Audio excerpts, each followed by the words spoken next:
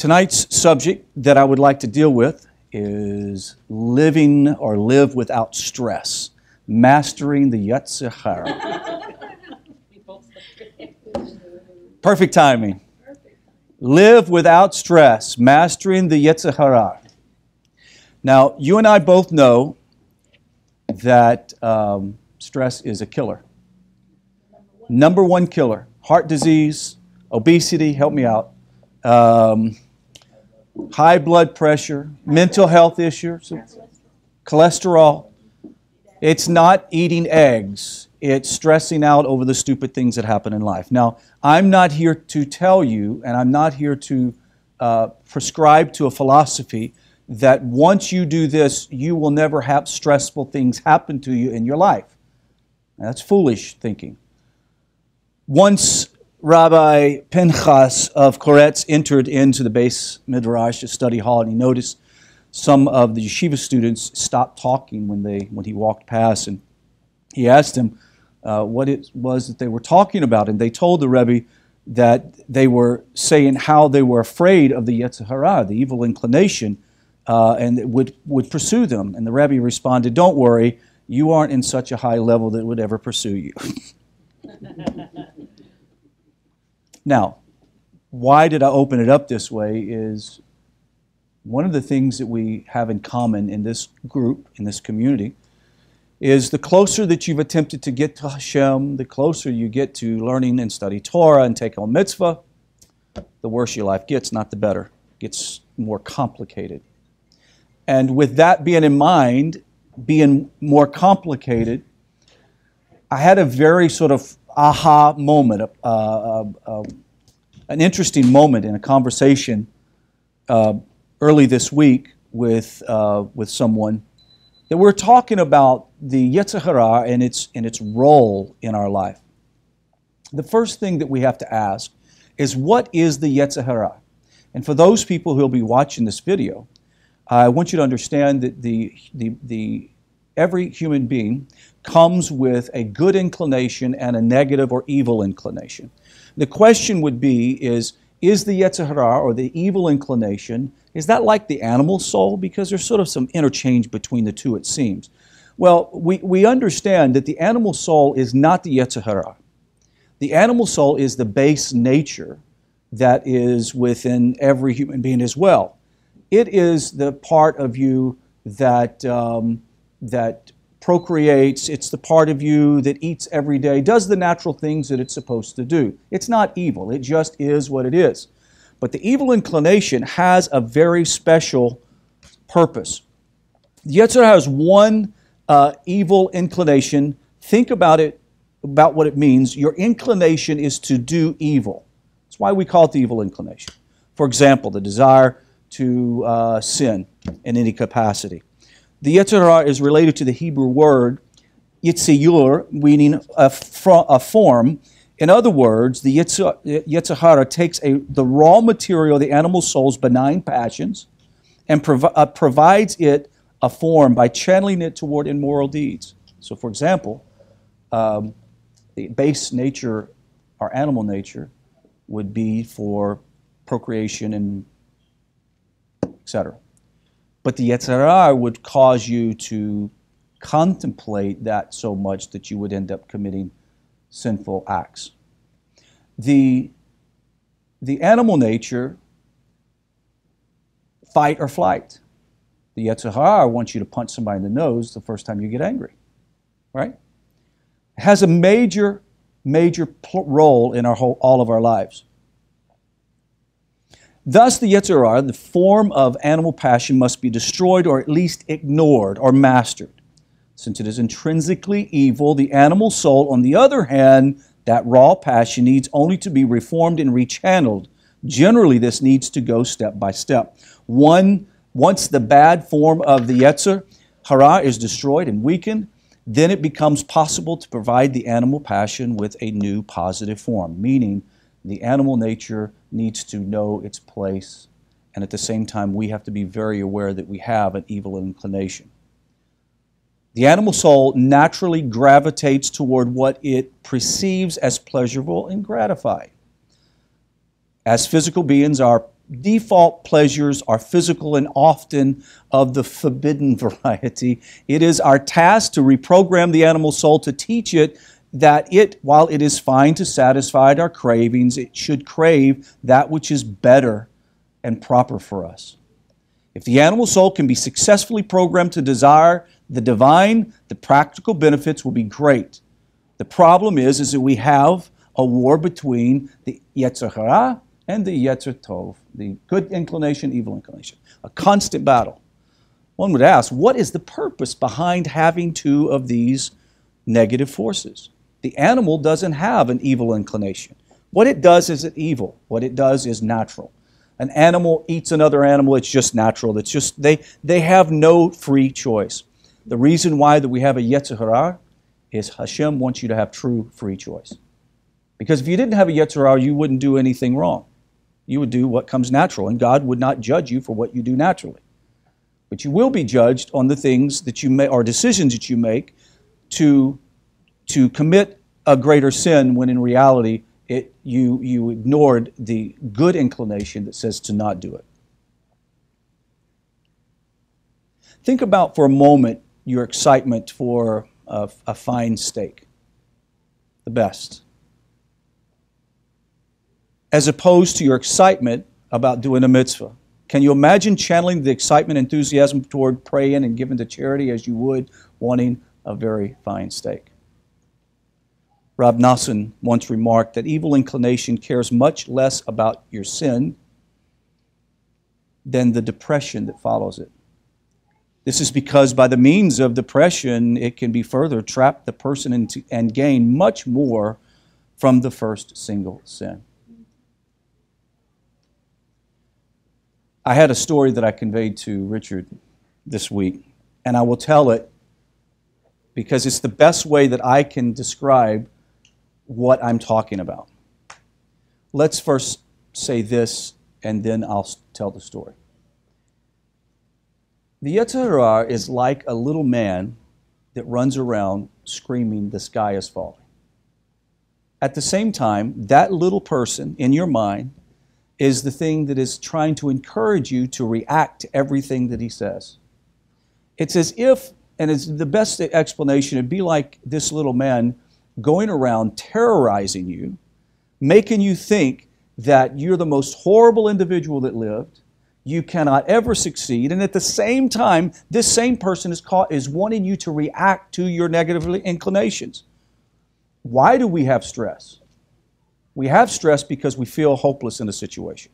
How many times have we felt like the end of the world has come over a particular problem, and when you think back 5 years down the road, you go, that was really kind of silly because it all worked out.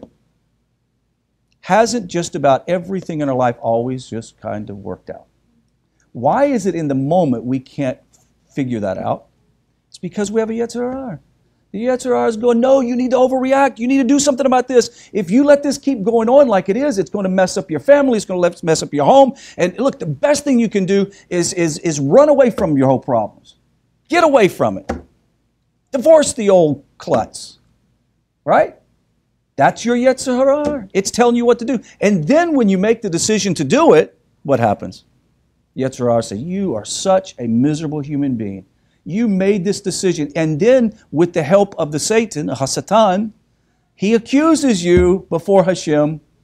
Look at this person. They're supposed to be righteous. They just blew a gasket right in the middle of the store, overpriced items. My wife was telling me today she was in the store and a lady came up to the counter and she was going to pay for a loaf of bread. It was a very good deal. And she said, oh, no, I'm not paying. It's just like expired. Made a big deal out of an expired piece of bread. My wife and I, one Thanksgiving, decided, you're going to know this story, decided that we were going to just have a chilled out Thanksgiving. My sons were 12, 9, and whatever Emily's age, 6. And we were just going to have like just a real simple dinner, and then we're going to go watch a movie or something. And Nate and Michael, my two boys, I only later found this out, that they constantly conspire to pester me, right? They They would make me think that I've slept all day when I woke up because I work night shift. And they'd tell me, hey, it's late, you need to get up. And really, I'd slept 2 hours. I don't know if you knew they had done this in the summertime. And I would get up, and I'm blurry-eyed, and they're kind of helping me around, and they're getting me coffee. And they're being all nice. Really, they were winding me up, knowing that I'd only slept a couple of hours. And then I say, hey, we'll go outside, we'll see you tomorrow. And they go outside to play. And then I realized they just woke me up, and I've slept 2 hours, right? So they're constantly winding me up. So this time, they come to the dinner table in their underwear. I told them, I said, it's totally inappropriate. Go put some clothes on to sit at the table. So they are in the room, and you can hear, ow, oh, ow, Michael, stop. That's what you hear the whole time. Finally, I said, get in here quick. We're ready to eat, so we're waiting. Little Emily's sitting there like she always is, prim and proper, ready to eat. They come in, and now they have underwear and T-shirts. I was like, go get some clothes on. Right? They're winding me up. I only know that they do this kind of stuff after they're adults. They wouldn't tell me then. So they then finally come in, and they're sitting around the table. And I said, let's have a divine moment. I said, let's talk about all the good things that has happened in your life. I said, Nate, we'll start with you. You're the eldest son. And Nate was like, oh, I'm thankful for, and I can't even remember what asinine thing he said. Right? But it just got on my nerves. And I was like, okay. And then by then, Michael and Emily are laughing. Right? It's funny. And then we get to Michael, and Michael's like, I'm thankful for, and I have no idea. It was something insane. Right? And I'm like, oh, I am so annoyed. Do you remember this, babe? Yeah. And then my daughter is there, and then she sort of chimes in. I was like, look, let's just eat. So we eat. And finally, Nate and Michael's like, do we have to eat this? I'm like, no, you don't have to eat. Just go outside. So they're outside playing, and I start winding myself up, right? You guys know what I'm talking about, your parents. And my wife was putting away the dishes, and I'm going, we're trying to raise these kids to be respectful, and they're not being respectful. And, we do the right thing as parents, and we try to be a right example. I'm just going, and I'm putting dishes in the sink and bringing stuff over, and cling, cling, cling, cling, making noise. And she's just kind of like, it's not that big of a deal, and, we'll get over it. And, and I said, you know what? No, I'm going to set this straight. So I go out in the garage, hit the garage door, raises up, and they're like shooting basketball. They totally ignore me. Nate, Mike, come over here. Nothing. Nate, get over here now. So they come over, bump, bouncing the ball as I'm trying to talk to them, and I'm like, give me the ball, right? And as I'm talking to them, they both have this silly grin on their face, right? Do you know all these parents? You know what I'm talking about? And I said, wipe that expletive, first time ever with my kids, grin off your face, and the shock on their face. And then Michael was like, you cussed us. And I'm like, everything that I was wanting to accomplish was just shot out the cannon, right? I just said, go play, shut the door. Felt horrible. Why did I say all this? Is because I allowed my Yetzer Hara, my evil inclination, to wind me up. Instead of sitting there thinking about, okay, they're kids, they're having a great time. It's Thanksgiving. They're getting ready to enjoy the movie. Whatever. I didn't even think about that. I had my ego involved.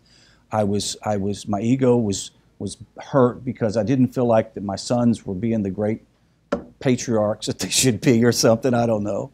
And it was a very, very awakening moment for me, and especially since I used language that I shouldn't have used.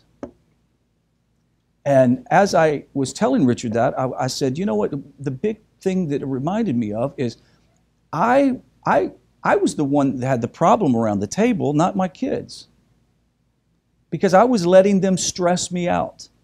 I was letting my kids stress me out. Because whatever they were doing, my Yetzer Hara was encouraging me to react to what they were doing.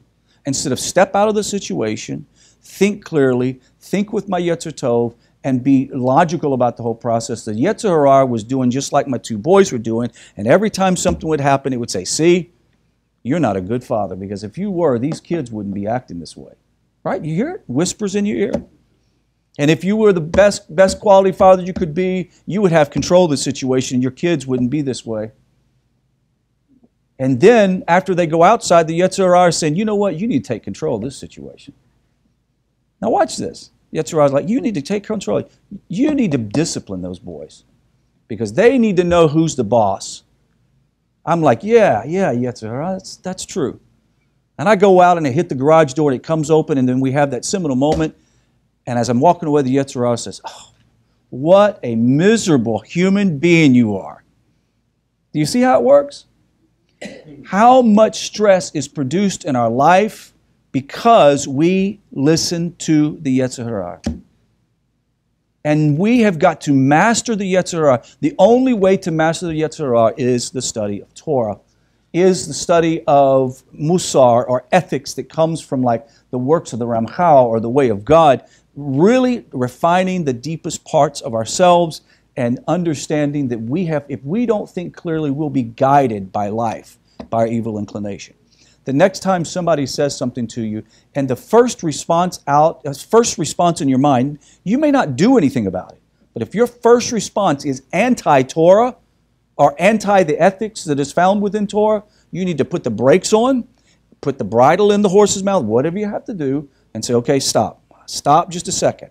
I am now getting ready to have a free choice moment. The free choice moment means I can either burst out into something that will produce a sin, or I can choose to do something that is righteous and good and pure. And my friend, that is the whole secret to lessening the stress in our lives. Now, I have to say this in closing. You can do all the things that you could possibly do to reduce your own stress, but there's going to be a problem. If you're around people who are stressful, it's going to be tough, because now you have to learn how to react to people that are stressful. Right? If other people are being ruled by the Yetzer Hara, you're going to have to figure out how you're going to respond to them. The secret isn't you giving them Yetzer Hara moments. The secret is you responding out of godliness, purity, humility. All of those things are important. And then last, I must say this. The Yetzer Hara is only truly identified in our life through personal prayer. Now, we know the study of Torah is important, but until you come before Hashem and you really examine yourself and say, look, here are these things that's happened to me. You've got to help me out. You have to help me to see where I've responded in such negative manner. And realizing, if I don't change these things, then what's going to happen is I will be controlled by my Yetzer Hara, and that produces stress. You may never sin. Now, let me help you here. You may never sin because of your Yetzer Hara. But you can sin, when I say sin, do a sin, like go out and rob a bank or something. But it's just as great a sin to not have emunah and trust in Hashem. It's just a greater sin to say, my problems are bigger than Hashem. Right? My problems are bigger than Hashem. And if you get to that place, that's a sin. Right? Even if you say, you know what, I didn't listen to Yetzer Hara, I didn't smoke crack, I didn't beat anybody up, I didn't rob banks, I didn't commit any immorality. However, I walked around most of my life worrying, full of stress, not sure what's going to happen the next day, taking every problem, making what you used to call it, making a mountain out of a molehill. You realize that that is not faith. When we make mountains out of molehills, it's not faith. And when you do things that are stress responsive or stress-induced responses, it can be a lack of faith in your life. So with that being said, it's time to master the Yetzer Hara through prayer, through study of Torah, and through our humility towards others around us. So, good. Now let's have a Haftorah portion.